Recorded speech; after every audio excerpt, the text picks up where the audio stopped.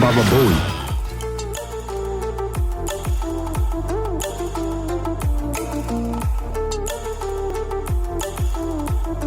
How's it going, everyone? My name is True Underdog, and today we're having a look at Raven, who is quite possibly the cheesiest Keepaway character that NetherRealm has ever made. Now notice I didn't say the strongest, okay, because she's not. There are far stronger Keepaway characters, although oddly enough most of them are Teen Titans characters. What's the deal with that? Why is every Teen Titans character a zoner in these games? What's the conspiracy here? Anyway, I'm getting off track. Raven is a criminally easy Keepaway character to play. So without any further ado, let's talk about why, starting off with her best zoning tools. So first up we have Soul Crush. This is quite possibly the cheapest tool that she has. So for starters, it hits mid, which means you cannot duck under it. And then to make things worse, this move is 13 frames on startup, which means it is unreactable. There is no way you can see her starting up this move, which means to block it, you have to already be blocking. It's unreactable. In fact, this move is fast enough to react to a jump and then catch the opponent on the way down. So already we have a 13 frame attack that cannot be ducked under. That's scary enough, but guess what? The range on this thing is absolutely ridiculous. It's not quite full screen, but it's very close. That's right, we have a 13 frame move that can reach you from almost full screen, so it's unreactable with a ridiculous amount of range. And we're still not done, because this move can be meter burned to extend combos, and if the opponent was close enough, you got a full combo follow-up. However, even if you landed this move from maximum distance, you could still at the very least get a second Soul Crush. As you can see, this move is absolutely busted. It starts up so fast and has such good range that it can whiff punish literally anything. And unless the opponent's at full screen, I would argue it's the best Keepaway tool in the entire game, because if they go for Projectile and you do Soul Crush, you're going to win every time. Once again, it's 13 frames on startup. Honestly, this move's only weakness is how unsafe on block it is, but in saying that, there's no reason to ever do it up close, and it's only minus 19, which means from further away, it's almost impossible for most characters to punish. Because unless the opponent had a really fast teleport, there was nothing they could do against this move when they blocked it. And that was only the first move, so next up we have Singularity. Now the range on this move is a lot more understandable. It doesn't reach super far, however, as you're about to see, it's still busted in its own way. So for starters, this move is your go-to way to extend combos. It puts the opponent at the perfect range for a back three. And what makes that so terrifying is Raven does way too much damage for a zoner. Just check out this basic bread and butter combo. We're getting 42% for 1 bar of meter. Like I've said before in past videos, NetherRealm makes a lot of their Keepaway characters way too powerful, and as you can see, Raven is one more example. Why should a Keepaway character this strong have 42% damage for 1 bar of meter? But damage is not your main concern with this move, because it's actually much better for setup. So check this out. I'm gonna do the move and then dash forward and do a neutral jump attack. Now tell me, was that a cross up or not? Can you look me in the eye and tell me for certain, did you know if that was a cross up or not? Now maybe you could, however, here's the thing. If Raven's even a little bit closer, now it is definitely a cross up. So depending on how close Raven is when she ends this combo, she can go for a very tricky cross up. Sometimes it does, sometimes it doesn't. It's very tough to tell, and it can actually change depending on how tall your character is. And as a result, Raven's main game plan was to land a combo and then set up this move and go for a very tricky cross up. If you blocked incorrectly, then get ready for another combo. And once again, this character easily does 40% for just 1 bar. Or in other words, after 2 combos, you are pretty much dead.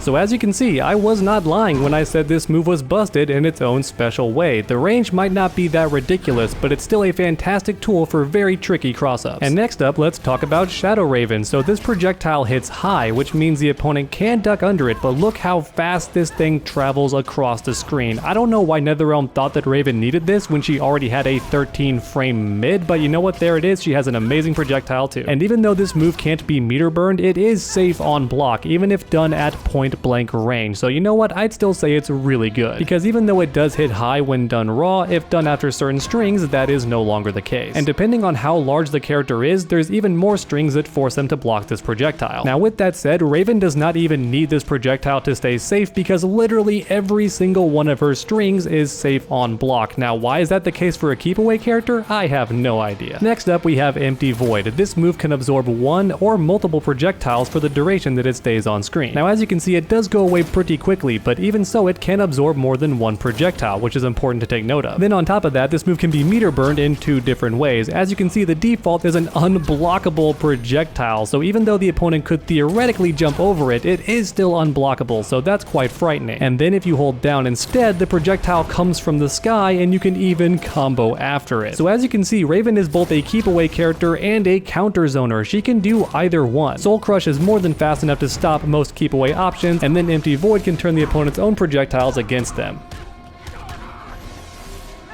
And that's it for Raven's default keep away tools. However, her trait would have her transform and give her access to an all new arsenal of keep away tools. So for starters, let's talk about Negative Mass. This move has 4 different versions: a close version, a default version, a far version, and then a full screen version. So no matter where you are on screen, Raven can catch you with this move. And this move covers the entire screen vertically, so it doesn't matter how high your character jumps, this move can catch you right out of the sky. And because we're playing Injustice, of course this move can be meter burn to extend combos, and to make things even better, it has a built-in option select, because the meter burn only comes out on hit, which means you can do this move and then immediately hold the meter burn button. If it's blocked, you don't waste your meter, but if it lands, you get a combo starter. And if all of that wasn't crazy enough, this move is also safe on block. In fact, it's neutral on block. It is 0 on block. That is fantastic for a zoning tool. Even if the opponent blocks this move, it doesn't matter. You're both completely neutral, so you can just go for it again, or go for Soul Crush, any number of things. Or if you feel like it, just do it right in the opponent's face after a mix-up. Once again, it's completely safe on block, so why not? And one final thing worth mentioning about this move is the hitbox. As you can see, it's a bit deceptive.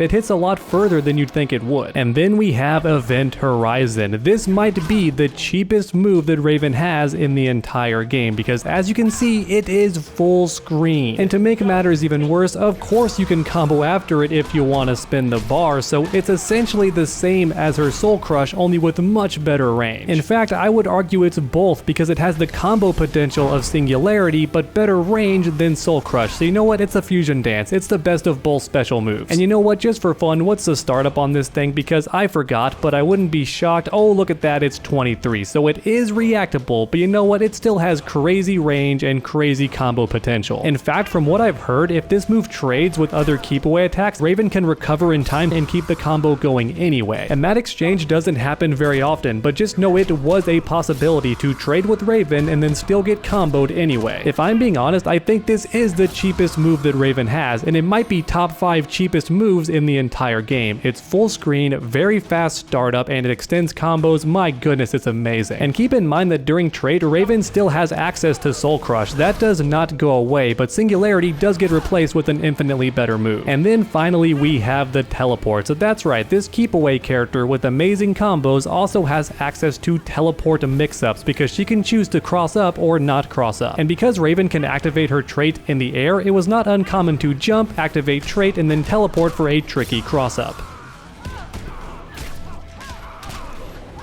And of course these teleports can be done on the ground as well, but with that said, why would you want to do them on the ground when from the air you get a tricky cross-up mix-up? If you ask me, it's always better to teleport from the air for that cross-up alone, but even so, it's worth mentioning you could also cross-up while on the ground. And finally, that's it for Raven's special moves, but it's also worth mentioning her super. This move did not track the opponent's location, but it did hit mid, and it's also only -9, which can be tough for some characters to block if spaced correctly. Now as you can see, its damage is honestly on the low side, especially for Raven, who can get 40% for just 1 bar of meter. And as a result, you basically never saw this super because there was honestly no reason to use it, and that's a shame because it's one of my favorite supers in the game visually. I mean, for Pete's sake, she summons Trigon. How much cooler can a super be? However, even so, this super just kinda sucked, so there was no reason to ever go for it. And alright everyone, that's about it for Raven's keep away tools in Injustice. As you can see, I was not lying when I said she was very cheesy and very cheap, because a keep away character has no business being this easy to use and having combos that do this much damage and being this safe on block, all of the above. Once again, NetherRealm has a fetish for making their keep away characters very strong and also very easy to use. Now with all of that said, if we do get an Injustice 3, then I want Raven to come back. Even if it means her zoning is not as strong or if her playstyle changes completely, I don't care because I love Raven as a character. I loved her on the Teen Titans TV show and I love her in the DC comics as well. And as a result, I want to see her come back regardless, even if she is just as cheap in Injustice 3. But let me know your thoughts in the comment section down below. How do you feel about Raven and Keepaway in general? And then while you're down there, make sure to leave a like if you enjoyed the video. It really does help my channel out a ton. And then finish that combo by suplexing that subscribe button. That way you never miss a future video. Make sure to come back next time, and as always, stay underdogs.